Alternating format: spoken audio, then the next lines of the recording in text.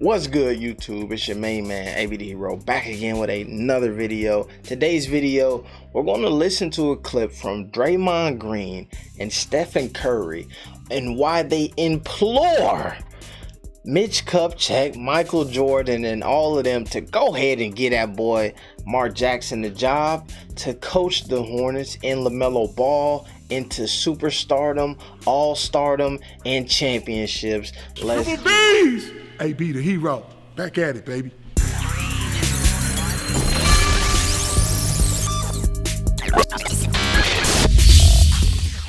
First things first, appreciate each and every one of y'all for getting physical, elbows, hand-to-hand combat, two pieces, chicken McNuggets, all of that with the like button.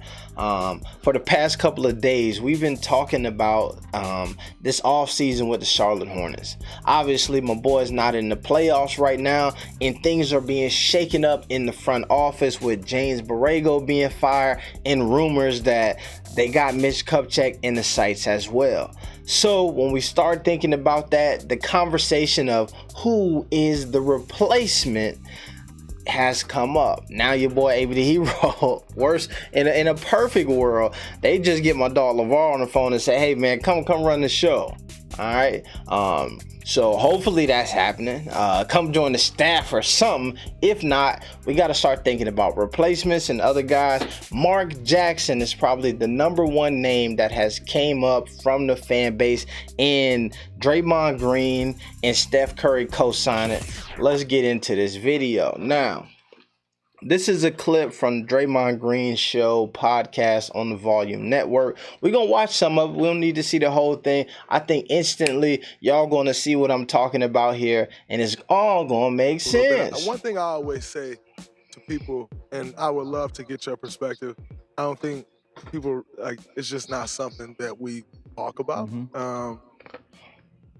But I felt like Mark Jackson, Coach Jackson to me, but I feel like one thing that he was great at is he breathed confidence in the guys. Like he's just spewing confidence in the guys.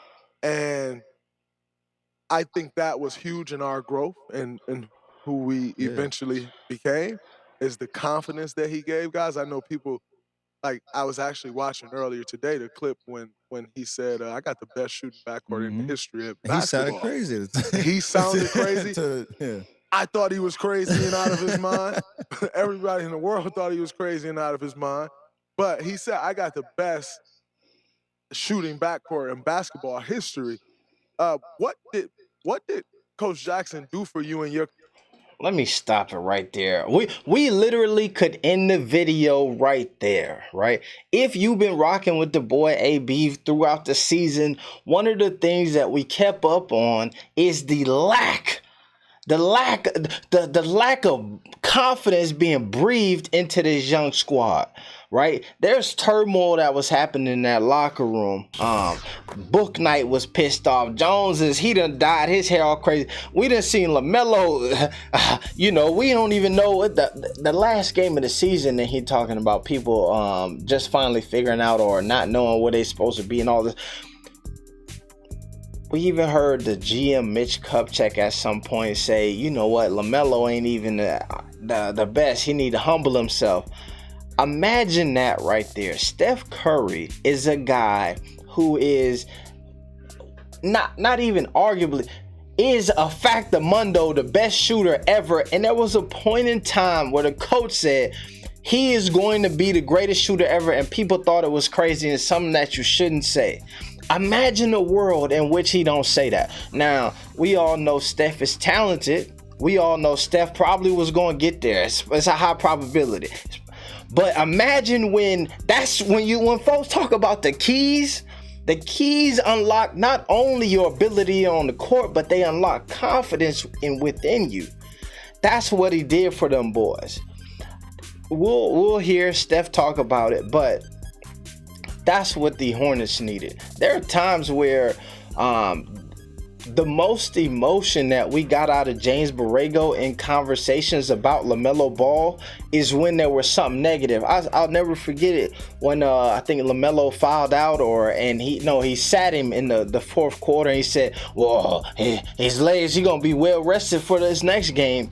That's the type of energy that Borrego was breathing into LaMelo Ball, and I get that from most people. You might say, well, maybe in the locker room behind the scenes he was coaching.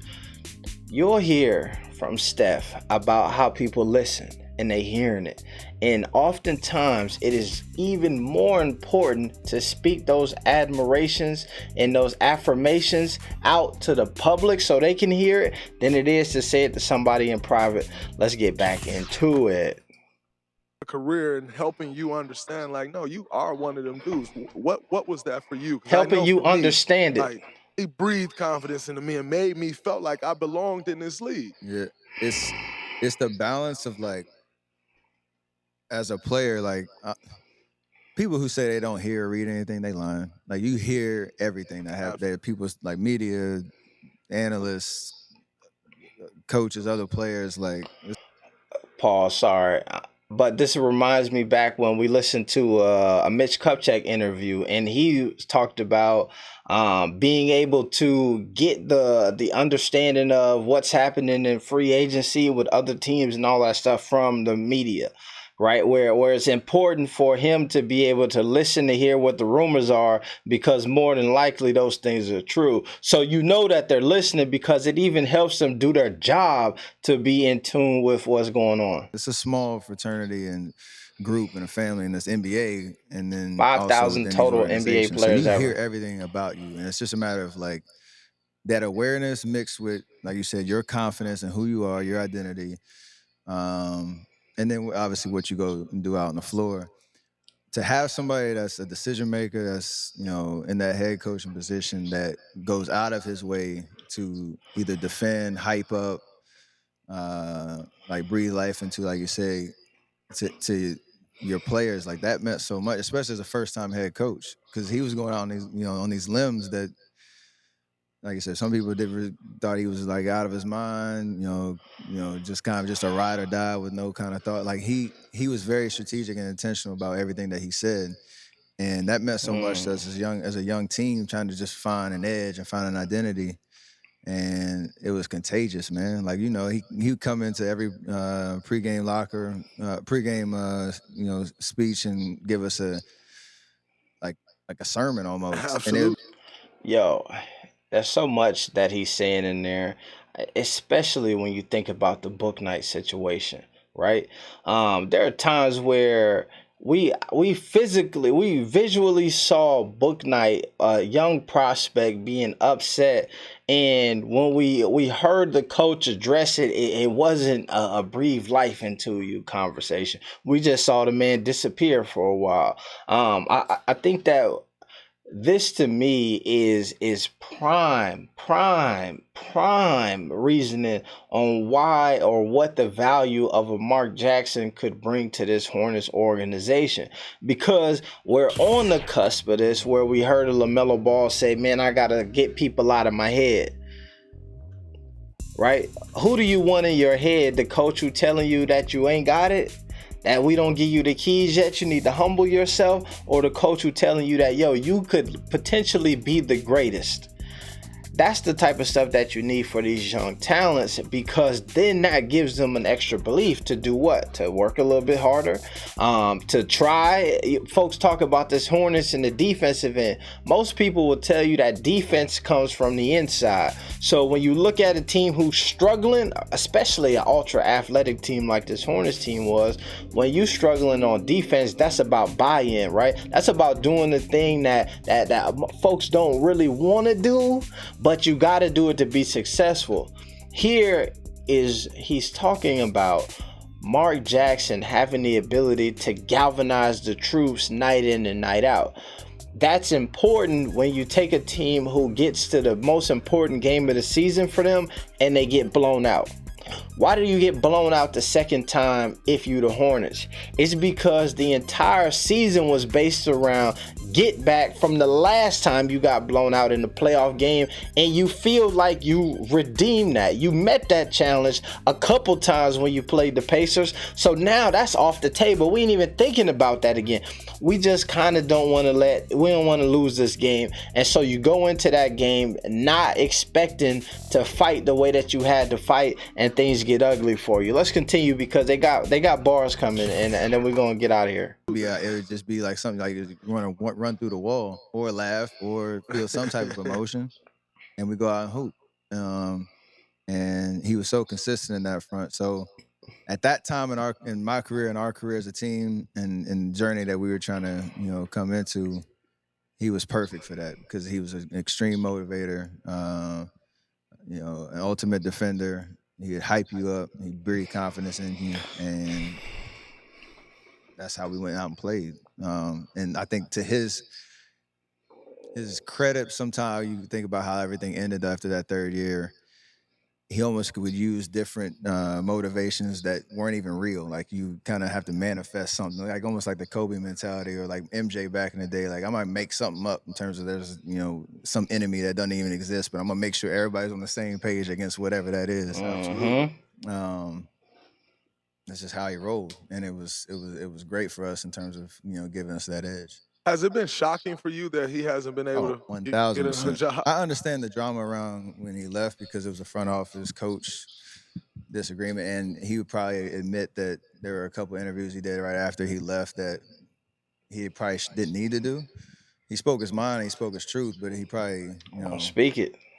I don't say regret, but you think about doing it a different way on the back. I will say that this part of the conversation does add some credence to when people start talking about blackballing and all of that jazz. I'm going to skip a little bit ahead because there's some important stuff I want to get to. Right, that is an ultimate competitor and play at the highest level.